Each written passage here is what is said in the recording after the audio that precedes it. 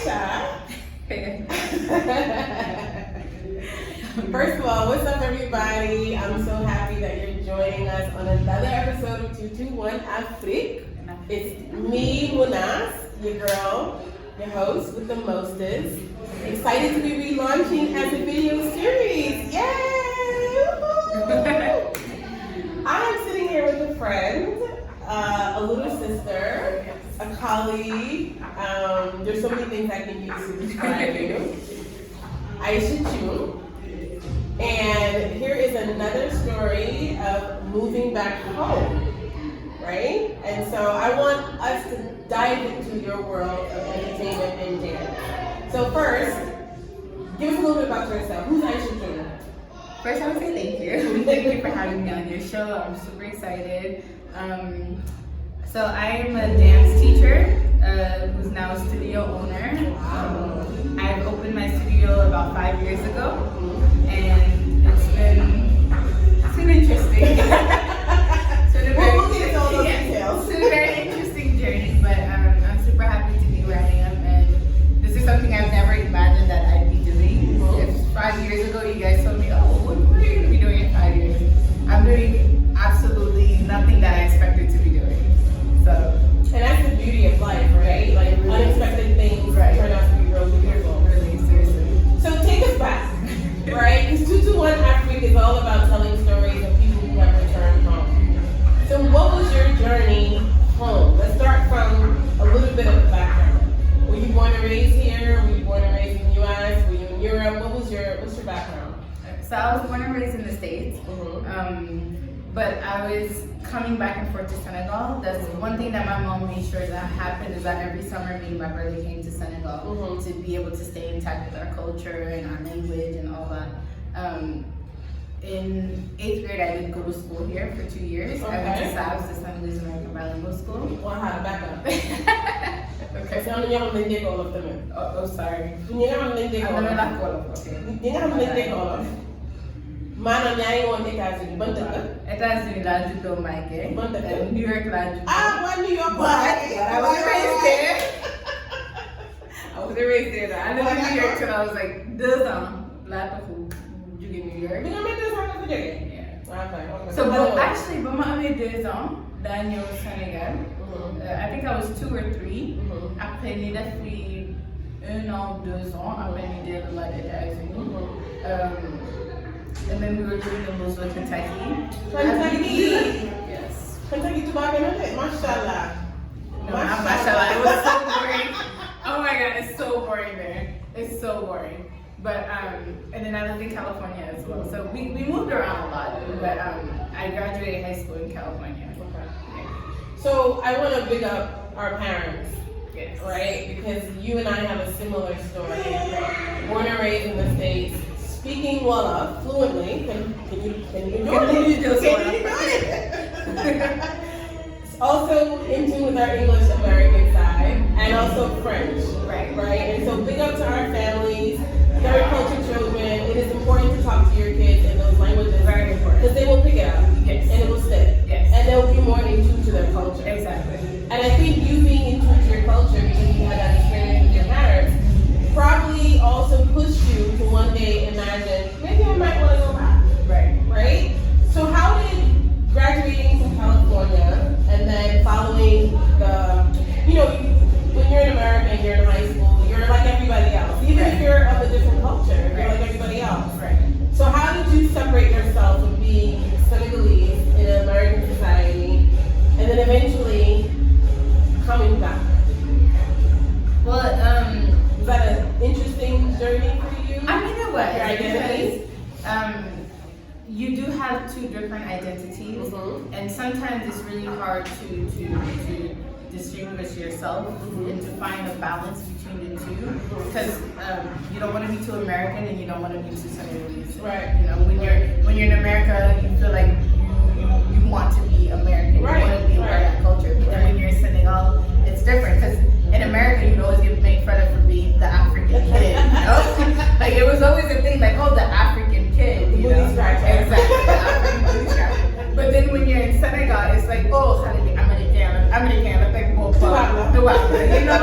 So it was always like, I didn't know where I belonged for a very long time. It took me a while to figure out where I belonged. And I think as I grew older and was able to appreciate my culture and to accept both of my cultures because they're both very important to me. Right. And at some point, I realized that it wasn't a choice. Like I can be both. I can take the best of both worlds and make it work and be okay with it and be okay with who I am and both my cultures and not have to feel like I have to be more this or more that, you know? So it was a journey, but we got there. Yes, that counts. That's what counts. Right, that's what counts. Yeah. So you're in California, living life, going to school, I imagine. Yeah, so after California, I moved to DC and I was going to Howard University. Okay, Howard. Yes, Howard. HBCU. Yes. It's a love-hate relationship. Like I love being at Howard, but unfortunately there was a bunch of financial problems and them messing up my financial aid. You guys know HBCUs, So for our viewers, some of us in our communities are not privileged to have the money to be able to afford pay out of pocket. So in the U.S. at least, they have what's called financial aid. And we have the opportunity to be able to take money from the government or free money, depending on what programs you apply to go to school. And so most of us are in debt. That's not speaking about my debt, but most of us are in debt, you know? And so it really has been a crippling effect, I think, for people who want to further their education. And then things happen when you can't financially. And that's what happened in your situation.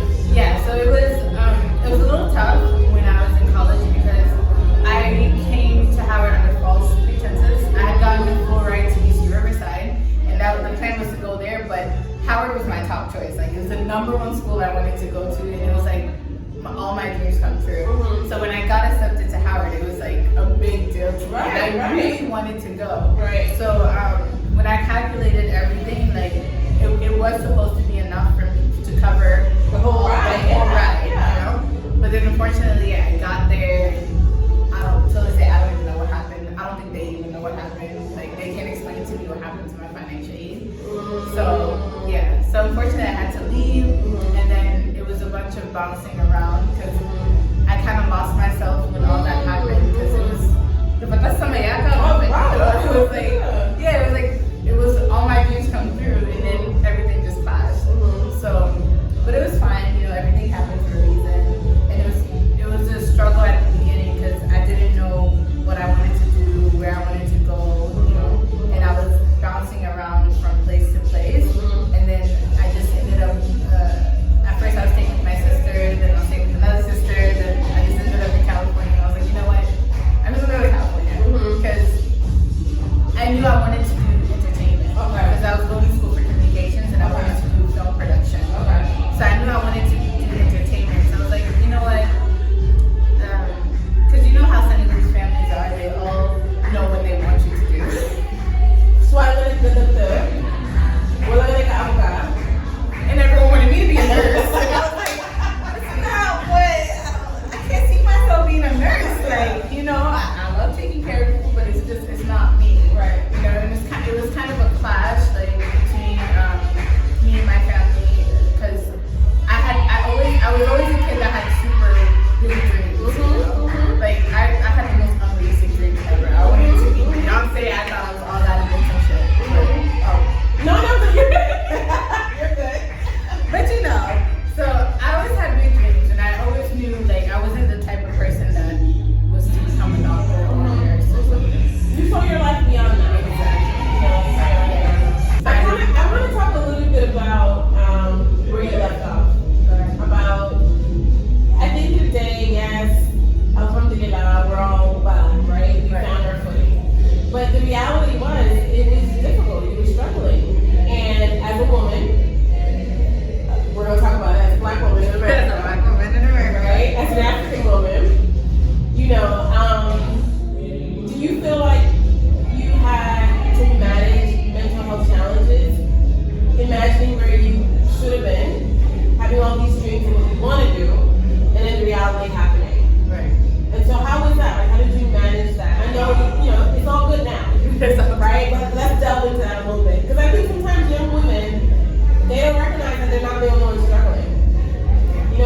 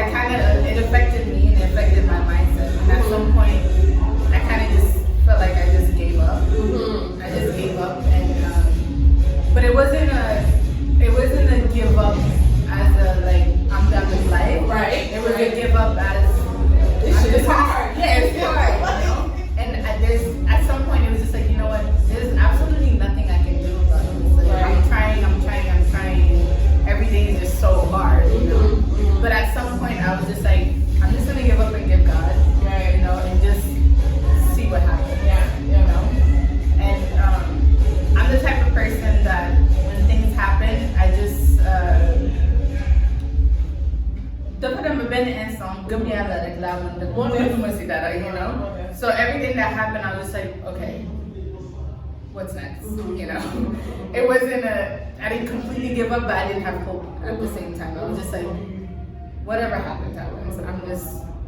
I'm just gonna live through each moment and whatever, you know? But do you feel like your passion for the entertainment industry, in particular dance, because that's what you're doing now, had a part to play to carry you through some of that? Absolutely not. Okay. Because, like I said, me coming into dance and opening my studio and all that, it was nothing that I planned. Okay. Like, I used to dance when I was younger. I used to dance when I was younger. I used to do cheerleading. I used to be on the school dance team and all that stuff.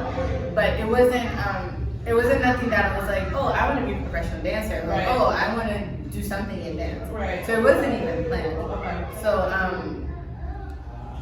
what made me come to Senegal is that my older sister had passed away. Oh. Yeah, so she had passed away. Okay. So my sister had passed away, and I was supposed to come back to bring the call. So I had, So first I came to Senegal for vacation. I was like, you know, I just need a break from life. So I came to Senegal, and I was just like, I just need a break. And then my sister got sick, and I had to come back to the States. And then when I came back, unfortunately, she passed away. So then we were supposed to bring her back. So when we brought her back, I felt like I was just overwhelmed. Like, I felt like my life wasn't going anywhere in the States. I had no plans. I wasn't going to school anymore because I couldn't afford it. Paying rent was a struggle. Finding work was a struggle. Like, everything was a struggle. So when I came back, I kind of just died inside, and I just decided to stay. Yeah. Like, not even that I decided to stay. They were just like, oh, it's time for you to go home. Like, I'm not going. Yeah, because it sounds like even though you're born in the U.S., lived in the U.S., the American dream, it wasn't there. It wasn't there. It wasn't there, right? So it wasn't there. And you know, I find in my conversations that there's always a pivotal moment. There's always an event. Right. And that's the shift. Right. You know, you don't realize it until you look back. Right. But to me, it sounds like the shift was when your sister passed. Yeah, it was. And unintentionally, for real. I came and I was, because I remember everyone telling me, oh, when are you going home? Like, you need to go home. My mom was like, you need to go home. My dad, you need to go home. You need to go home and work. You need to do something. You need to go to school. And I was just like it wasn't that I didn't want to, but I feel like I couldn't. Yeah. You know? Sorry.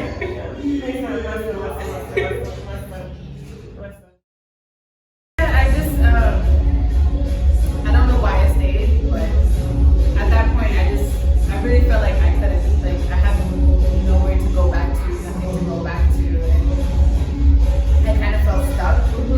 So when they say mental health, like, it's a thing. It is a thing. It was a thing, because I remember when I came back, I stayed months where I just laid in my room. I didn't do anything. You know, I didn't go out. I wasn't working. I would literally go, like, the one thing I had was I would go out and do my nails. It made me feel good. Yeah. So I was like at home with my nails like every week. Like, okay guys, what are we doing today? Like, they became my second family because I was literally there every week. Like, okay, what are we doing to my nails today? You know, like every time I had a little bit of money, I was like, I'm gonna do my nails. Yeah. And that was like the one thing I had. And besides that, like, I just stayed home. I was locked up in my room. I didn't cry because I felt like I couldn't. I didn't know how I felt. I don't know if I was sad, if I was depressed, if I was angry, if I was mad at myself. Like, I was just stuck. I was stuck in a rut, and I just stayed there. Yeah. And then, so it was tough. And then at one point it clicked in my head, like, I need to do something, you know? And I remember that I contacted our mutual friend, Mom Jawa. I contacted her before I came to Senegal because I saw she was doing a summer program here. And I was like, oh, maybe I can do that. And then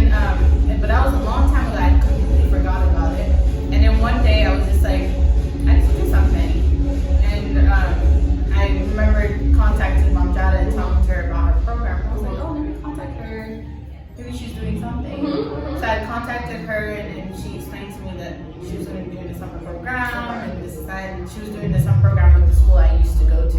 Okay. Yeah, so that's kind of where my rut came back, and I was like, I came out of my rut, so to say. So I started doing her summer program, and then she was like, oh, can you work with this class? I was like, okay, sure. So I started working with a ninth grade class.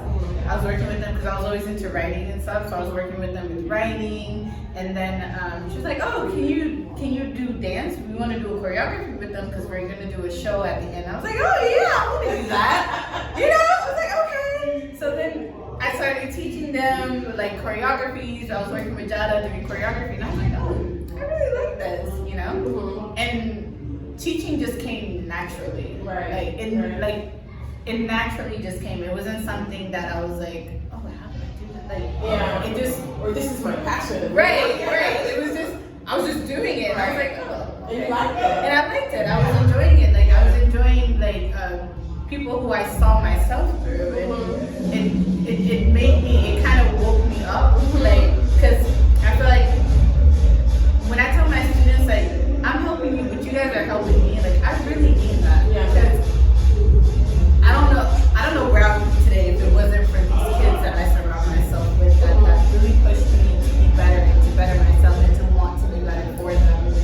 And I wonder if it's also because, so by trade I'm also an educator, right? Right. But I also wonder if you see yourself in them. Exactly. And you see some of the things that if someone would have said something to you, or someone would have guided you a certain way, maybe it would have been different, you know? And because they're brown, you know, it's even more important to have representation. Right. And so I connect with you on that, you know? And working in that program too is kids who are just like me. They have both cultures, the American culture and the Senegalese culture, and they're kind of lost in between. Right. And they needed that guidance that I feel like I wasn't able to have. Yeah. And I did see myself through them. Yeah. So I also think our parents wanted more for us, right? That's why they go to Europe, Right. they go to the US. yeah, for sure. Because if you're just here, unless you're well connected, you don't really get the resources, the job, or whatever, right? And so they leave because they want us to have a better life. Exactly. But I don't think they think about the cultural implications of those moves. You know, put you on, name that Right. But they're not thinking about, you're fighting to figure out who you are. You're not accepted by either culture sometimes. If you don't speak Wolof, I'll forget about it. Right. Like, for even that is like a statement of who you are. And sometimes that's not even your fault that you don't speak the language. Exactly. You know, or if you try to speak, they make fun of you. So then you're like, forget it. Right. You know, so And if you don't speak proper English or French, you're uneducated. right. It really it weighs on you. It doesn't matter if you come from a good home, if you have all the resources. It really weighs on you.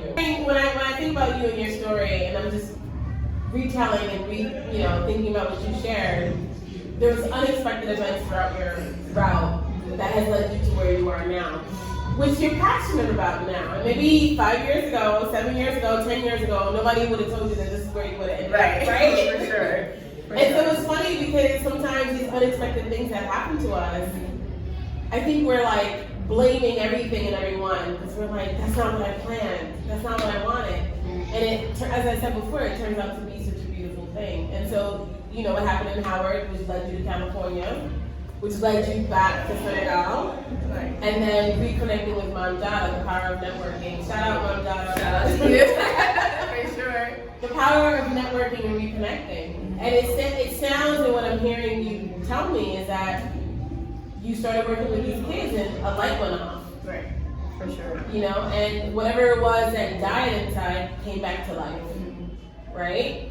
And so fast forward. Okay. So you're working with Mom Jada, you're doing all these different things, you have her summer camp going on. I believe it's going to happen again. Shout out to her for that. You know, COVID kind of, but COVID ruined everything for everyone. But so you're teaching these kids, you're loving it, you're enjoying it. But why dance? Because you talked about writing and how writing was your outlet and your avenue.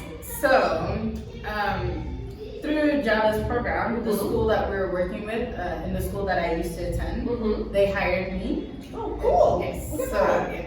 Well, see, when I tell you, God's plan, man. So they hired me, and then I started working there. I was teaching, and then Miss Madam Khan was like, "Oh, Aisha, you used to dance when you were a student here. Like all you used to do was dance. We want to have a dance program. Okay. Like I went cheerleading. I was like, oh, okay. So I was like, yeah. When I was doing it at Sunya, it was fun. So why not? Right. So then I started.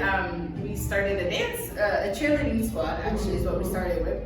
We started a cheerleading squad. I started teaching them choreographies and this, and I was like, wow, you know, like I really love this. Like even though like I've been dancing years, like I didn't go to school for dance. Right, You know, I was right. just doing it for fun. But I was Right. like, okay, I really like this, Mm-hmm. and I was enjoying it. Like I love the kids that I was working with.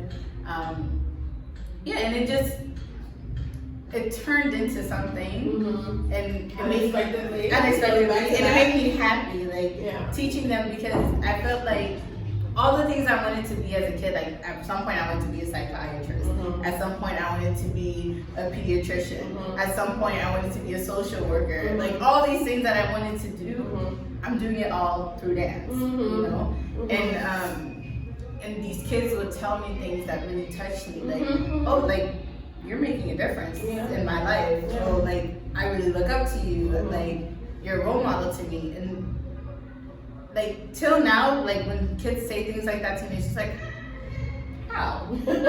Why? Me? Like, you know, it was, but it pushed me, and it really motivated me.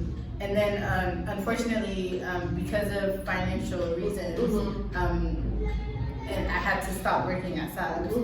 And oddly enough, like I was crying. I was like, oh, I'm not making enough money. I can't afford transportation. I can't this. I can't that.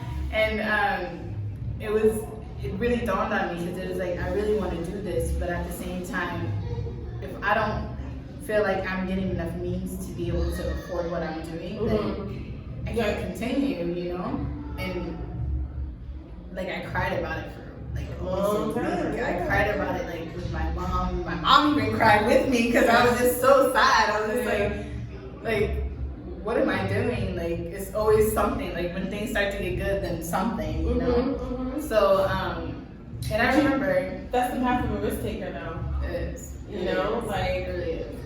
you sit in it, Right. and you think about it, Right. and you breathe it, Right. and then you're like, okay, what's next? What are we gonna do? Right. I was You just know? like, oh my god. And then I remember I had taken my kids to dance at a show, and Kate Lancaster, one of our colleagues. Okay. Yes. So she had saw my kids performing, and she has a little daughter. Well, she's not little no more, but she was like, oh, like I really love what you did. Like our school, we need this and this and that. And you had a whole conversation about it, and her daughter started coming to my studio, and she really like loved having her daughter there. Her daughter was wait, we didn't get there yet.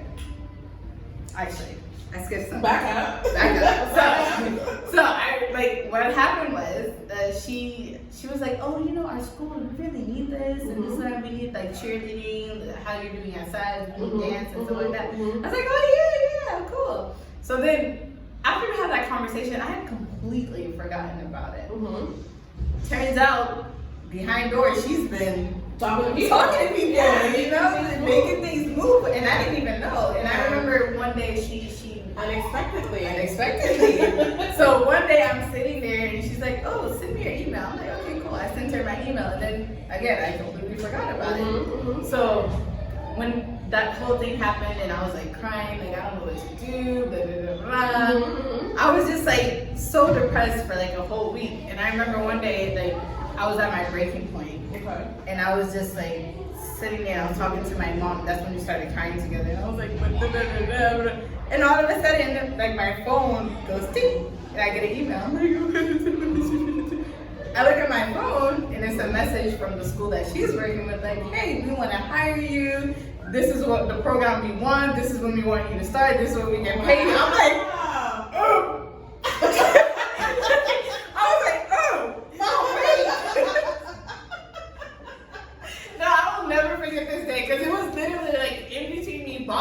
like, hold on. I was like, stop crying, hold on. Like, it was like unexpected. Like, so unexpected. Like, out of the blue. And I was like, wait.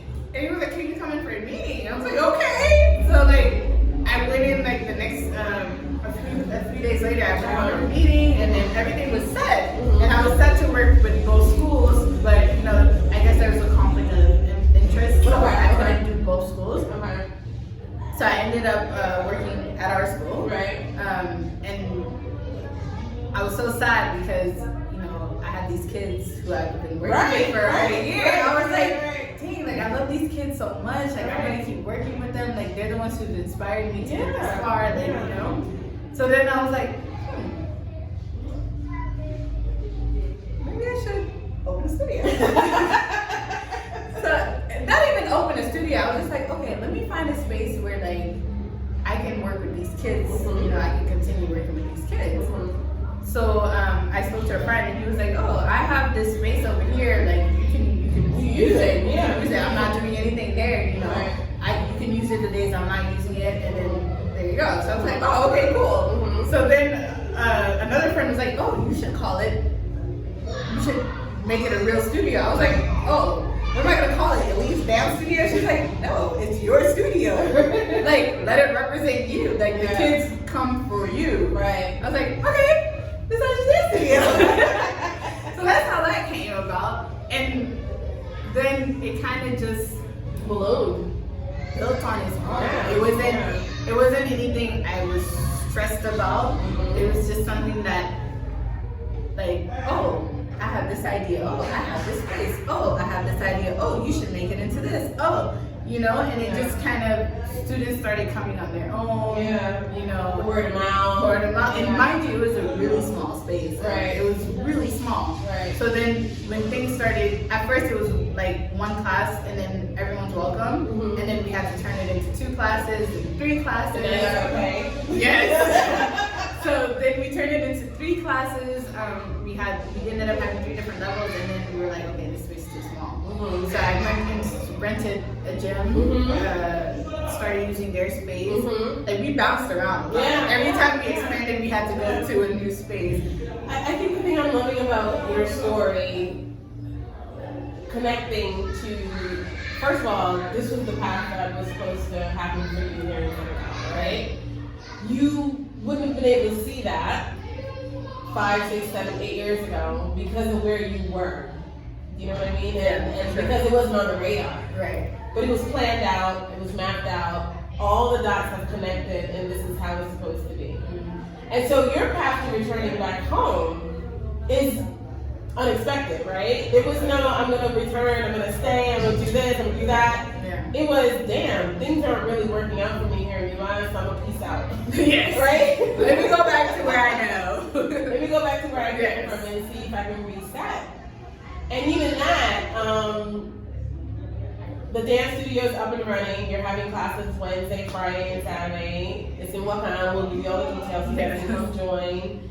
Now you're working with music artists. You know, right after this, you're going to do your music video with someone. You had the game video with the artist, Rich Wane.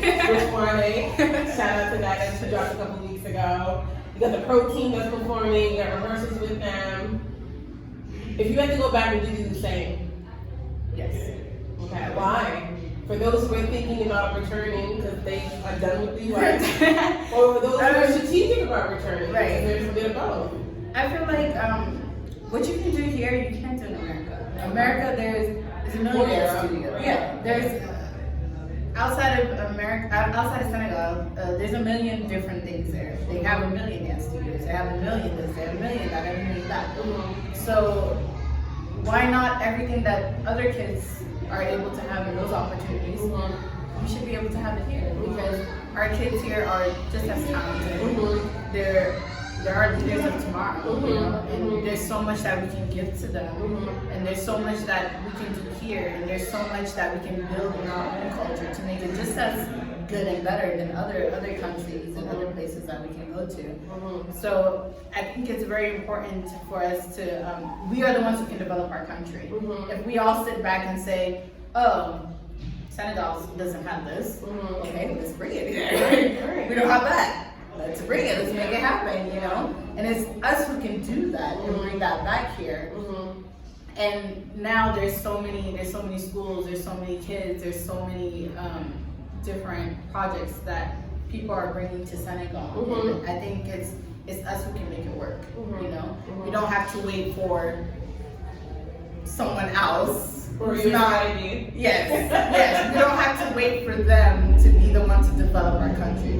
We can develop our own country, you know? We can bring all this empowerment and all this different projects and ideas and businesses. We can bring it to our own country. We don't need someone else to come and invest in our country. We can invest in our country. Because you see Senegalese people all around the world doing great things. You know, we're everywhere. There's a spice of us in everything, in every country, every business aspect. Like, we're everywhere, you know? So I think it is up to us who are doing these great things to bring it back to our country and do it here as well, you know? Yes, it doesn't make as much money per se, but we can bring it to them. You know, nothing starts big. Nothing starts with all this money coming in, you know? It's something that we have to build. And if we're patient, like, we can make it happen. I took my salary and sold my car to build this business, you know, for it to tomorrow to be able to bring something. But the passion that I have for it is why it's worth it. Like, I'm willing to lose everything to build it. Yeah. And it's slowly benefiting. So it took a while, it took a lot of tears, it took a lot of hard work, you know. I wanted to close the studio a good 5 times. But you know, if I had did that, I wouldn't be where I am today. Yeah. And I think the people who rely on you, those kids, they would have been okay with that decision. No.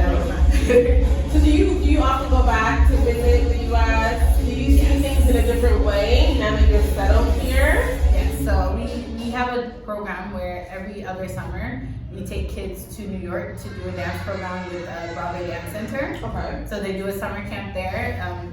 We haven't been able to go because yes.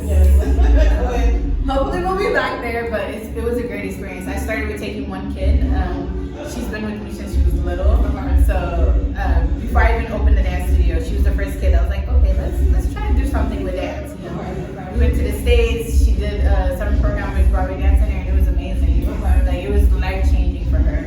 And through that, I was like, oh, why not take more kids? Yeah.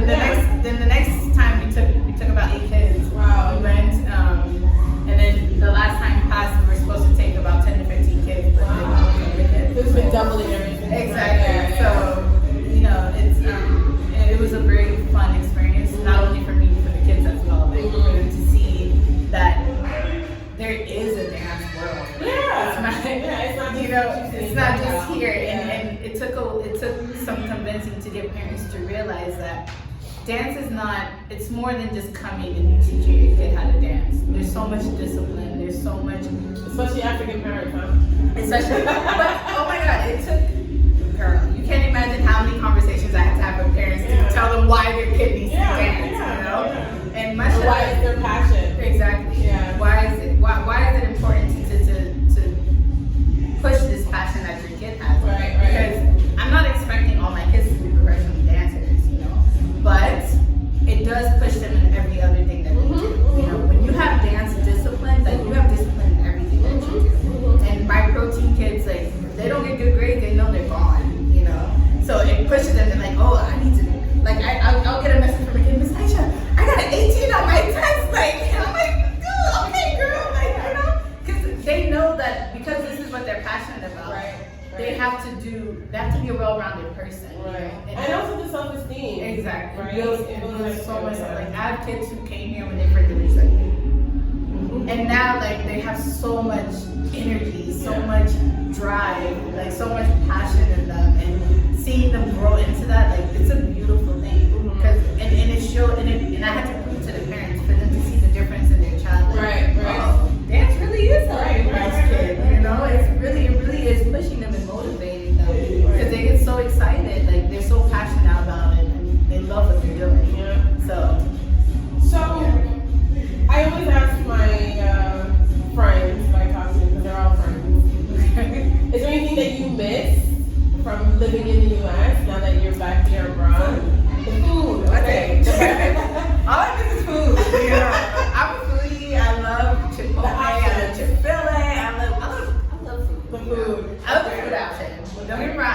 here too, but you know, there's nothing like eating some fast food and going to McDonald's and saying, oh, let me get a Big Mac and fries.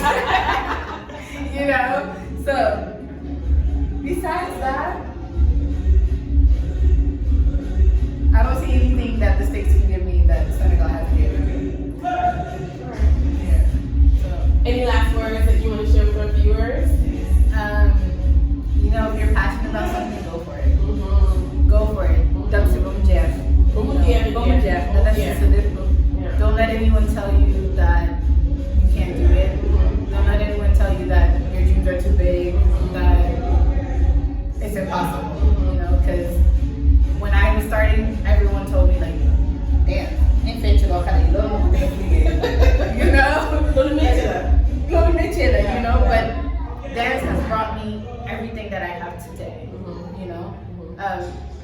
Teaching, the school that I work at, even though I'm in administration, I'm there because of dance. You know, dance got me what I have today. So your dreams are never too little, and don't be afraid to start small. Yeah, a little bit problem Senegal. Yeah, I know. Don't be afraid. It's like go big or go home. No. Do not go big or go home. Do not be afraid to start selling gete, taking the gete money to sell boku, taking the